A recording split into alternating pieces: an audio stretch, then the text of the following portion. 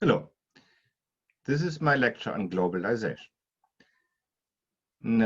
If you're looking for a time frame for this process, immediately speaking, in the context of this class, it is 1989 to 2001 that I'm really talking about. It starts with one event, the fall of the Berlin Wall, which signals the end of the Cold War and the collapse of the Soviet Union and of Soviet communism. And it ends on September 11, 2001, with a terrorist attack on the World Trade Center in New York, where close to 3,000 people die in that event that is orchestrated and carried out by a global terrorist network called Al-Qaeda that is committed to a version of Islam that is a politicized reading of religious text, and that has a right-wing critique of capitalism, of global capitalism, that matches many of the conservative ideas in the 19th century that reacted to the first wave of capitalist globalization that you get in the 1840s. So, in other words, if you're looking at this world historically, what happens in the 1990s, what is captured by that term of sociology and political science of globalization, and sold as something new and unique, in a sense, is actually more of a new stage and a long-lasting process. When that starts, you could say it starts with Columbus discovering America and then the European exploitation of the New World. When companies and governments start thinking on a global scale, you could say it starts with the Age of Revolution. In the late 18th century, the American and French revolutions that end the economic regime of mercantilism and establish some measure of global free trade. You can say it starts with global markets for capital, labor, and industrial products in the 1840s. So, in other words, does it require us to have a separate term, or would it be sufficient to simply say this is another iteration of capitalism? Doesn't the term capitalism suffice? Yes and no, because clearly before 1989 in the West, there was also capitalism, but it functioned differently. So the way that globalization, the new type of capitalism, and the new type of global political order, what George Bush the Elder, the president at the time, after Reagan and before Bill Clinton, calls a new world order, that is something that had not been the case before during the Cold War when the Soviet Union existed, yet it is capitalism in both cases, but there are differences too, and that make, for common people, but also for the political order, that makes a big difference. So there are three things I want to talk about. First, what is this new world order in the words of George Bush W is the younger? How exactly does capitalism reshape the world now that it has beat communism? And third, in which ways do people react to the newly shaped world politically and economically? And that is a matter of discussing discontent and resistance. To start, this new world order began with the end of the Soviet Union. It was more a question of folding than conquest, because the Soviet Union ended the Cold War more or less out of their own free will. Mikhail Gorbachev, who was the leader of the Soviet Union, initiated a period of reforms that were meant to make Soviet communism more transparent and more democratic.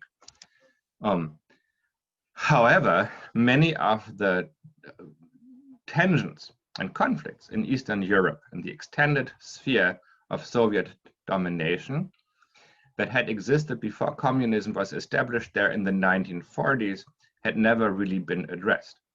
There were ethnic tensions, for instance, there was nationalism, there was anti-Semitism, and many other things. So what came back with a vengeance after the Soviet Union fell was all manner of fragmentation that led to, in one case, the unification of Germany in 1990, but in other cases too, the fragmentation of previously stable political systems, like the country of Yugoslavia, that fell apart into the nations of Slovenia, Croatia, Bosnia, Montenegro, Macedonia, Serbia, and I hope I didn't forget, oh yeah, I forgot Kosovo. That makes 7 smaller countries, each with a distinct religious and ethnic and lingual identity, that had been living peacefully for 50 years, and now in the 1990s suddenly erupting into open warfare, like nasty neighbor against neighbor, brother against brother warfare. Bosnia has become a byword for that, essentially. And then, of course, the United States, assuming their role as the self-appointed guardian of global peace, as basically the power that imposes order onto a system that is supposed to work peacefully, that is supposed to ensure that everybody gets to trade in peace and enjoy their capitalism in peace. But of course, you don't always get that. So what do you do with people who break the peace, who, as the case was in the Second Gulf War, Iraq under Saddam Hussein invading the neighboring nation of Kuwait and threatening to annex it, to make it part of their country. If Kuwait cannot defend itself, well, the United States stepped in with an international coalition to fight back the Iraqis and to restore Kuwaiti independence. So this new world order, on the one hand, comes with the promise of universal peace and the end of all conflict, because after all, the big conflict is gone. No more global Cold War that is always on the verge of nuclear conflict between the Soviet Union and the United States. One stable system under the leadership of the one remaining superpower, the United States, that is committed to upholding democracy, equality, the rule of law, capitalism, free trade, and all the good stuff. And so if somebody violates that order, you are going to be able to rely on the US to step in and keep the peace and restore order. That was the idea.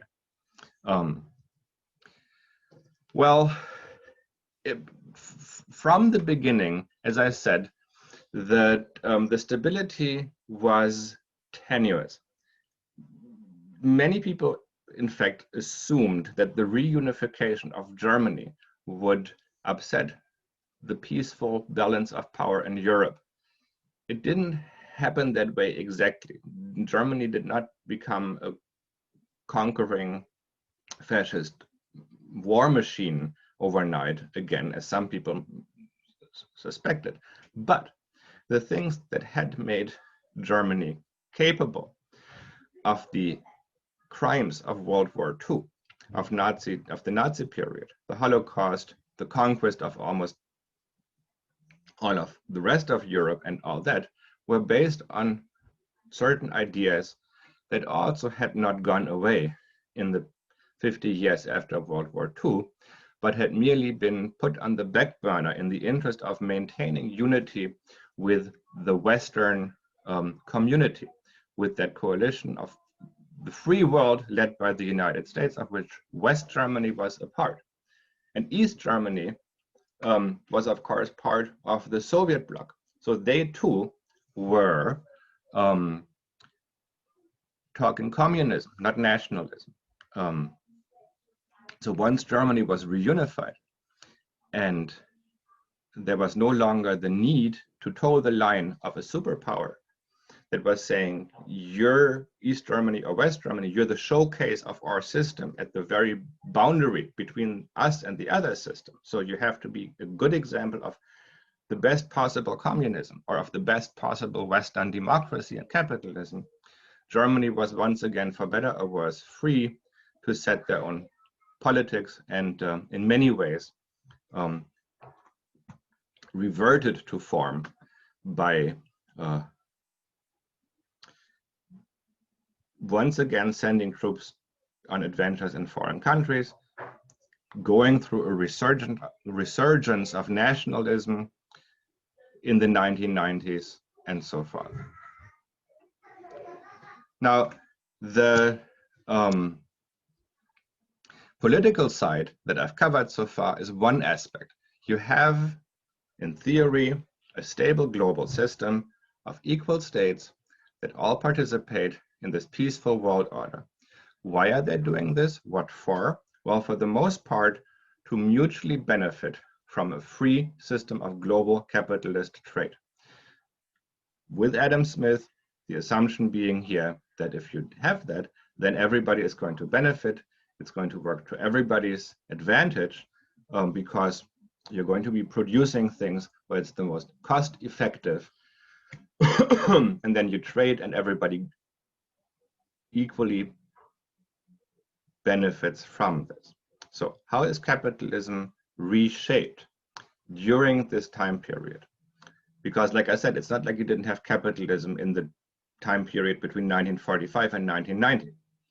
The main thing that changes is that you get this alphabet soup of international treaties, of global trade treaties, like the World Trade Organization and the General Agreement on Tariffs and Trade, regional trade and political agreements like NAFTA, the North American Free Trade Agreement that includes the United States, Canada, and Mexico, and the European Union, which begins in the 1960s as a trade zone for iron and coal, then becomes a common market, eventually becomes a political union, and is on the way of becoming a unitary state. But there's, of course, still the sovereign nation states that are part of it. But what all these things, global or regional, have in common is that they are binding agreements signed by sovereign governments that nevertheless voluntarily sign away the right of these governments to limit what capital may do, what industry may do. If you had a law that said you have to pay people a certain amount of money, or you have to make sure that you clear it with local government if you want to close down a factory, all that stuff that is designed to protect the interests and the livelihood of workers, industrial safety, product safety, environmental protection, and so forth, that has traditionally been subject to government regulation.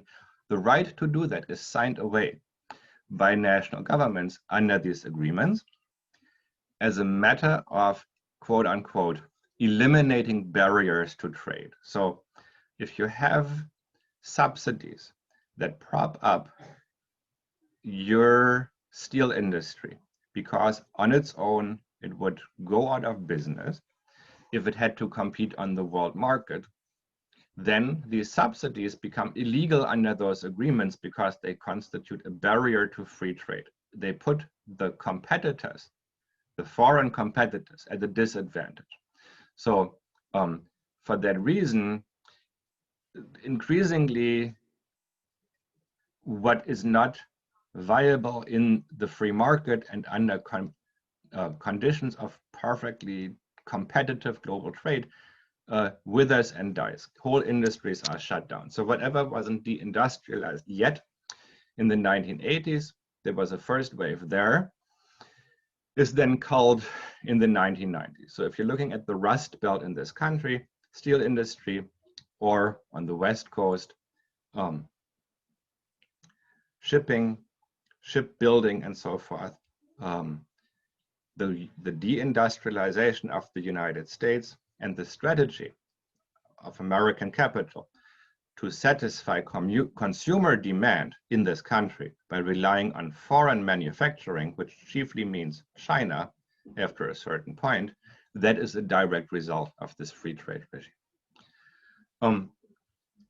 In another field where government had taken a historical role of leveling the playing field between capital and labor, where people who are temporarily out of the workforce because there are no jobs for them, or the industry where they used to work shut down and they don't have the means to seek training to hire someplace else. Like if you're a steel worker and you're out of a job and there are no more steel worker jobs, you won't become a computer engineer if you can't pay for your own retraining. So you have a group of people, part of the working class, that will be out of work, and that is a working class in waiting. Historically, this is where welfare, unemployment insurance, even food stamps come in. Under the 1994 bipartisan agreement on welfare reform under President Bill Clinton with the Republican-led Congress, welfare was abolished, and from that point onward, the receipt of welfare payments was linked to two things. First, you have to actively look to become a marketable commodity in the labor market with some government support, of course. And there's a 2-year lifetime limit on the receipt of welfare payments. There is still the food stamps, of course, but welfare as a means of making a living, if you don't have an income source because you're in a labor market that doesn't need you, that is gone. So it becomes a whole lot more of a capitalist utopia. Western societies, but also all these societies in the third world, and in the sphere of the former Soviet Union. All of this becomes capitalist, and in many cases, it's a free fall where you have industries in the Soviet Union, whole landscapes that were sustained on manufacturing a certain kind of product, extraction of oil or coal or whatever, that are simply shut down and people are left to their own devices. So as part of that, you also get increased labor migration within one country and across international boundaries.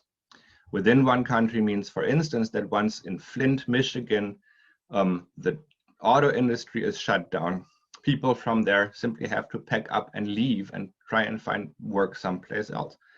It also means that people from Eastern Europe try to find ways to get work in Western Europe. So where there was no seasonal labor migration before the wall came down, and agricultural crops were harvested by Germans before 1989, now it is common to have Polish, Romanian, Bulgarian, and Russian farm labor seasonally migrating east to west and then back. So this is, in a way, a return to the state of things before the wall had been built, before the east of Europe became communist and removed the need for people there to seek employment elsewhere. But for the most part, these the disruptions that were caused by this global triumph of capitalism seemed like adjustment crises. This is one generation of people, certain groups of people who are going to have it harder, but on balance, everybody is going to have it better. And Francis Fukuyama, who is a conservative Harvard professor, summarized that optimistic take on globalization with his thesis of the end of history. And this was also the title of a book he wrote. For this thesis, he returns to the origins of Western democracy in the 18th century and the writings of the German philosopher Immanuel Kant, K-A-N-T. in a piece called On Eternal Peace, Kant in the 18th century had formulated the thesis that no two republics will ever wage war against each other, and that therefore, as soon as all governments in the world are run as republics, which is to say the people are sovereign, you have no more kings, world peace will logically become a reality. Why? Because if the people govern themselves, as they do in a republic, they decide what to do with their tax money. And no sane person will ever volunteer to pay taxes to finance a war. So any two countries that are governed by the people will logically never be going to war with each other. The citizens will realize that if they value their wealth and their prosperity, there is much more to be gained by peacefully trading with each other, exchanging goods, labor, capital, ideas, and all that, than there is by going to war. Fukuyama updates this to say that no two countries that have capitalism and democracy are ever going to go to war. If history was the history of conflict, then history is over if there is no more global conflict. And if you have democracy and capitalism in place across the globe as the dominant systems by which all countries are run, you will have world peace. This has come to be known somewhat ironically as the Golden Arches theory. The Golden Arches, of course, are the corporate symbol of an American fast food restaurant chain you might have heard about, McDonald's. And the idea was that no two countries that have McDonald's restaurants have ever gone or ever will go to war with each other. That might have been, empirically that was true up until the Russian invasion of Ukraine recently. I think that was in 2017. Don't quote me on that. And Kiev and Moscow have McDonald's, to be sure. So Fukuyama was wrong. You can have capitalism and democracy, freedom, in other words, in two countries that will nevertheless go to war with each other.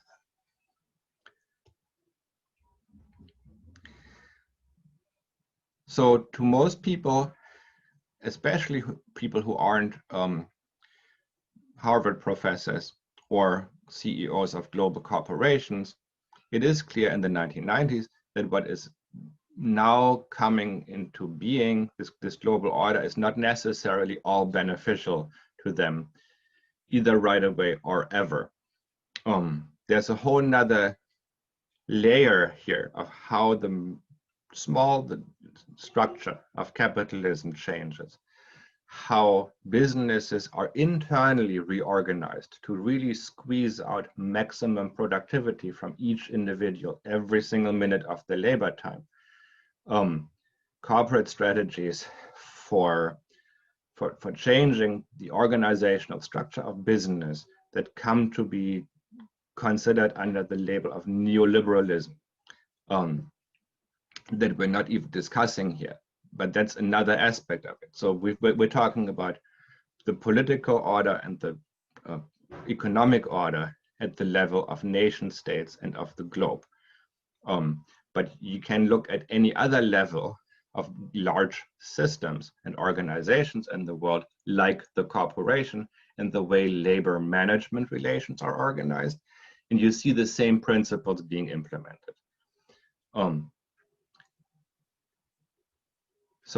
But even just looking at the large scale level of political and economic organization, the nation state, the global marketplace, and global agreements, there's plenty of discontent. I mentioned the revival of nationalism. In the Soviet Union, many nationalities and religious groups had peacefully coexisted. In communist Yugoslavia, the same thing. Now that all these ethnic groups are once again free to seek their fortune in separate nation states. These nation states are often established in bloody warfare.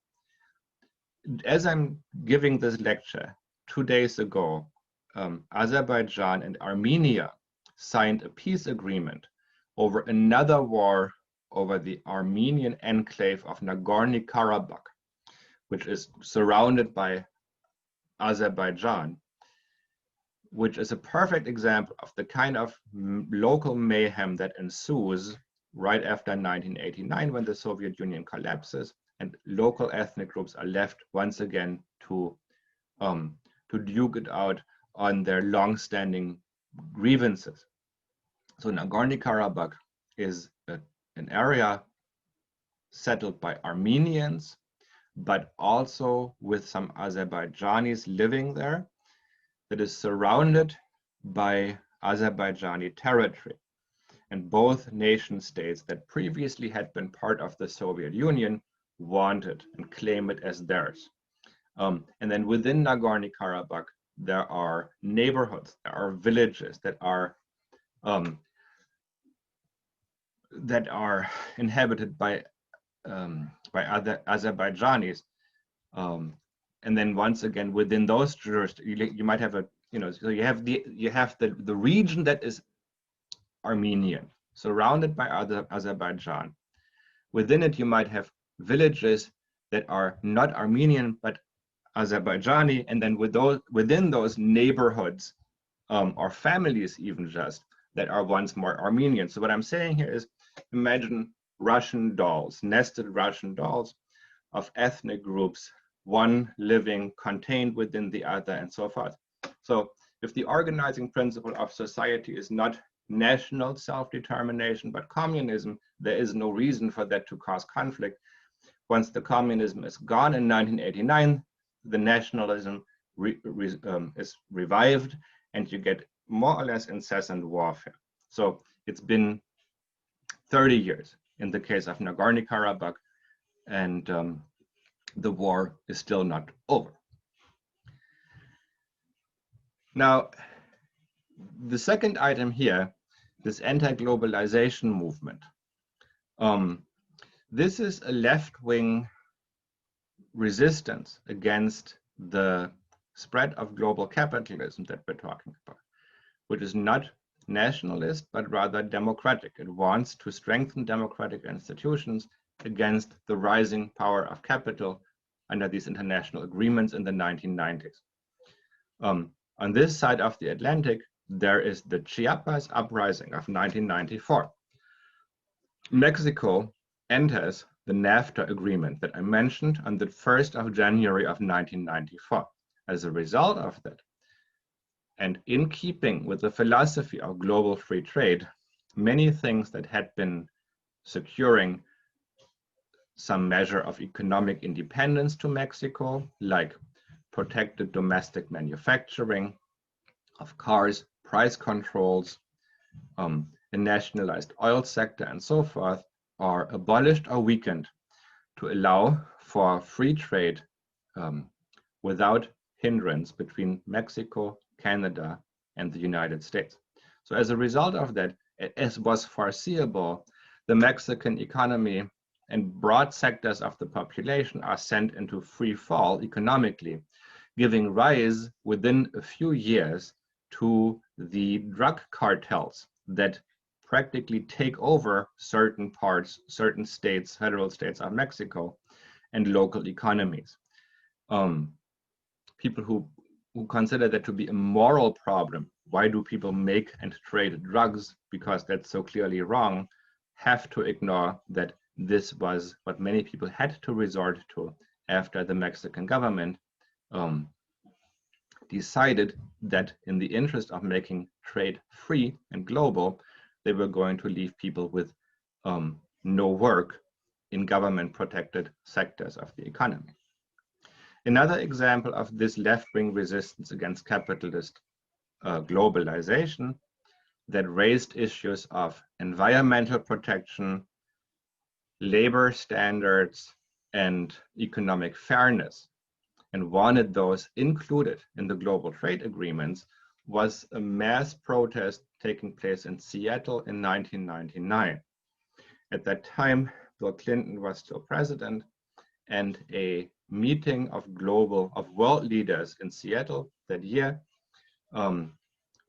was accompanied by a mass rally of left-wing groups, labor unions, environmentalists, and some others who were saying, we're here to demand that protections for the environment, for the rights of workers, and for standards of fairness in global trade are included in these agreements.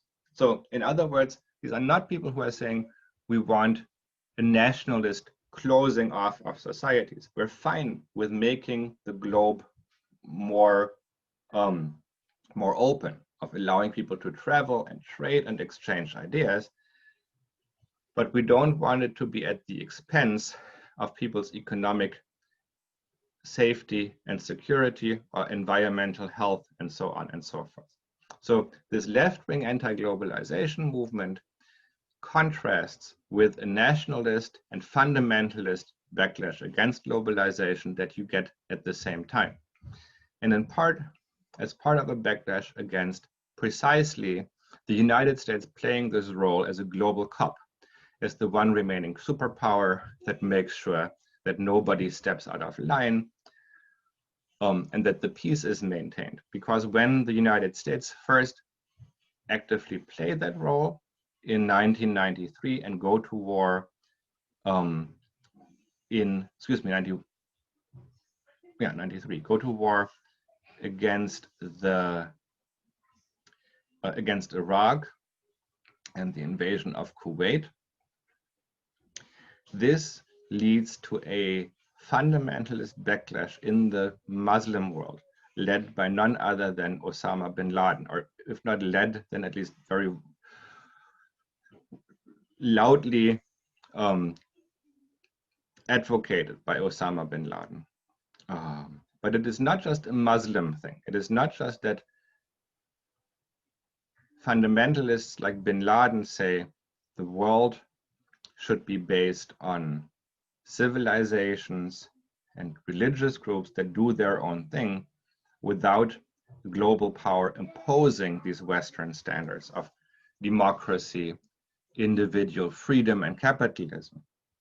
It is also Westerners themselves, like Timothy McVeigh, a right-wing terrorist who in 1993 attacks a federal building in Oklahoma City with a large bomb hidden in a rental truck that explodes next to the daycare center where the employees keep their children in the day, killing most of the people who are most of the children in the daycare center, as well as many others who work in that building. Why a federal building? Because Timothy McVeigh was a soldier, a US soldier in that Gulf War in 1991 against Iraq. And when he returns to America, he is radicalized. He's heard about Osama bin Laden. He connects that to his own background in right-wing militia movements in Michigan, Arizona, and other places, where these have been strong for some time. And he finds that he agrees with his own background as a Christian, as an American nationalist, and as a right-winger with Osama bin Laden, that the United States government has no business involving itself in global affairs. And it especially has no business promoting all these values that underlie George Bush's world order, democracy, individual rights, capitalism, and all that stuff. But rather that you should have a world order that is based on fundamentalist, nationalist, isolated groups, communities that live under traditional laws where, you know, the authority of God, of Min, of local authorities, etc., is sacred, where people don't go around thinking they have individual rights that contradict traditional rules that are derived from religious texts and so forth. So this right-wing terror in the 1990s, which included a first attempt at blowing up the World Trade Center in New York by bin Laden and his group, with a truck bomb in the 1990s, which failed, converges on this fundamentalist bogeyman of the United States as a Zionist world government. So what you have here is, if you recall, we discussed anti-Semitism before in this class, in the example of Henry Ford, this idea that anything that is global, any attempt to set up a global system of whatever, governance, trade, cooperation, is suspect of being a conspiracy led by the Jews for their own benefit, because Zionism is the, if you hadn't heard the term, Zionism is the Jewish version of nationalism. It's the idea that you want to build a Jewish homeland. So when nationalism is strong in the West, Jewish European thinkers come up with the idea of Zionism as the Jewish answer to Western nationalism, as the Jewish version of that. So, but at the same time, the Russian Secret Service and their forgery of those protocols of the Elders of Zion that we discussed also establishes in the anti-Semitic imagination Zionists as this global conspiracy of the Jews centrally led from some place. So to the right-wingers, to the fundamentalists, who, if you've read Benjamin Barber, The Assigned Text, in his book Jihad versus McWorld, people like McVeigh, the right-wing militia movements in the US, people like Bin Laden, the Islamo-fascists, are all jihadists according to Barber. They're all right-wing fundamentalist reactions to this new global order of globalization. So that is my lecture. Use the forum to ask questions and discuss this. And we're also hoping to see a, a presentation on this subject this week, hopefully clarifying some of what Benjamin Barber is discussing in his in the foreword to his text. Thank you.